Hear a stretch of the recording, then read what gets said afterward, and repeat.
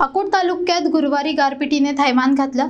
सोसाट्याच्या वाऱ्यासह गारपीट आणि पावसामुळे फळपिके भाजीपाला उद्ध्वस्त झाला। झाडे पडल्याने वाहतूक ठप्प झाली असून नागरिकांमध्ये भीतीचे वातावरण आहे। अकोला जिल्ह्यातील अकोट तालुक्यावर निसर्गाचा रोष ओढवला आहे। गुरुवारी दुपारनंतर अचानक आलेल्या गारपिटीने शेतकऱ्यांच्या पदरात आलेली आशा पार उद्ध्वस्त केली। शिवपूर, बोर्डी, अकोली, जहागीर, पोपटखेड यांसारख्या गावात गारपिटीसह सोसाट्याच्या वाऱ्याचा तडाखा बसला।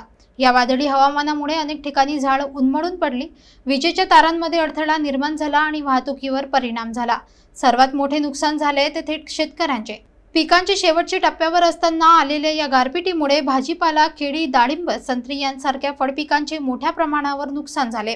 काही भागात तर 100% नुकसान झाल्याची प्राथमिक माहिती समोर आली आहे। गेल्या 5 दिवसांच्या उकाळ्यानंतर आलेल्या या पावसाने जरी थोडा दिलासा दिला असला तरी गारपिटीमुळे निर्माण झालेली संकटे अधिक गंभीर आहेत। अनेक शेतकऱ्यांनी या संबंधित पंचनाम्याची मागणी केली असून प्रशासनाकडून अद्याप कोणतीही ठोस हालचाल झालेली नाही। निसर्गाच्या या तडाख्याने शेतकरी पुन्हा संकटात सापडले आहेत। अनेकांच्या जीवनाचे समाधान असलेली शेवटची कापणीची आशा या गारपिटीने हिरावून घेतली आहे।